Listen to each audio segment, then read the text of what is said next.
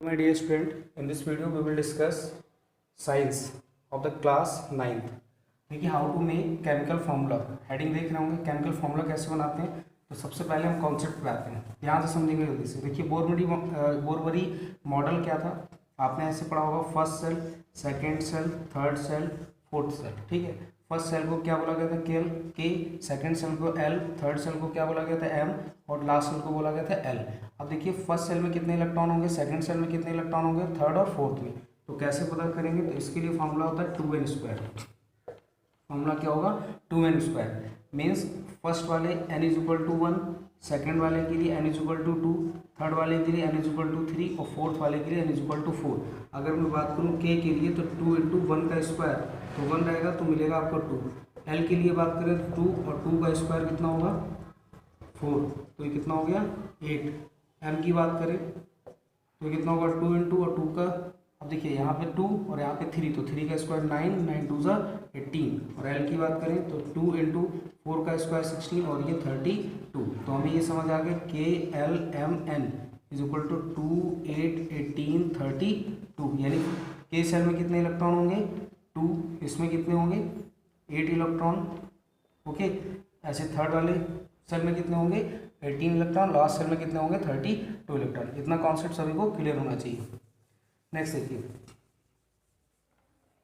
Suppose that sodium का atomic number होता है 11। ये आपको लर्न करना है खुद से, पीरियोडिक टेबल बनी होगी बुक में, नहीं है तो इसको गूगल कीजिएगा।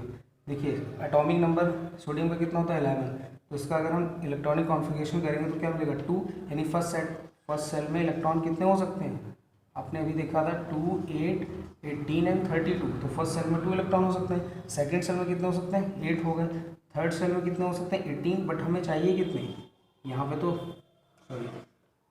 11 है ना, तो 2, 8, 10 हो चुके हैं, यानी 1 चाहिए। तो 1 क्या हो गया लास्ट सेल में इलेक्ट्रॉन, और लास्ट सेल में जो number of presence electron in the last shell that is a valency of that element. तो Na की बैलेंसी कितनी हो गई 1। ऐसे क्लियर होगा।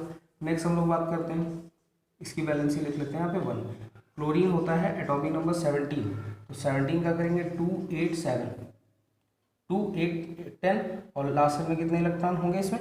अब लास्ट सेल में देखिए नंबर ऑफ इलेक्ट्रॉन तो 7 है। जब कभी भी मोर देन, आप ये चीज़ नोट डाउन कर लेंगे, मोर देन 5 आएगा तो उसको 8 से माइनस कर लेंगे, यानी 8 - 7 = 1। यानी क्लोरीन की बैलेंसी कितनी होगी माइनस।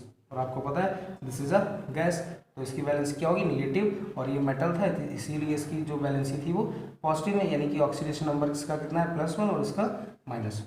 अब देखिए, अब हम फार्मूला बनाते हैं, तो आपको समझ आ गया कि Na जो है प्लस होता है और Cl के ऊपर होता है माइनस। तो क्रॉस मल्टीप्लाई करते हैं तो Na1Cl1, माइनस नहीं लिखेंगे कुछ, तो ये फार्मूला क्या बन गया NaCl। अब आपको और फार्मूला समझाते हैं दूसरा, जैसे Al, आपने ये सुना होगा Al2Cl3, ये कैसे बनता है, या Al2O3, ये आपने सुना होगा कैसे बनेगा Al2O3। देखिए एल्युमिनियम का जो इलेक्ट्रॉनिक एटॉमिक नंबर होता है 13, तो इसकी जो लास्ट सेल में इलेक्ट्रॉन आएंगे वो कितने आएंगे 3, तो बैलेंसी इसकी 3 होगी। ऑक्सीजन की जो बैलेंसी होगी वो 2 होगी, तो क्रॉस मल्टीप्लाई करेंगे तो ये होगा Al2O3।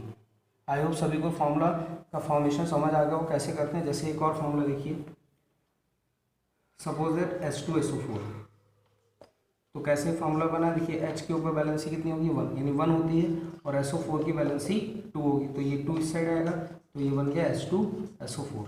ठीक है, सभी को समझ आया। तो मैं कुछ दे रहा हूँ तो उससे फार्मूले आपको बनाने हैं, जैसे Na और SO4 का फार्मूला आपको बना के देना है। ठीक है, क्या फार्मूला बनेगा, कॉपर दे रहा हूँ और Cl दे रहा हूँ, इसका फार्मूला बनाना है, और Al दे रहे हैं और NO3 दे रहे हैं। ठीक है, इन सभी से फॉर्मूले बना के कमेंट बॉक्स में लिखना है। Thank you everyone, don't forget to subscribe my channel.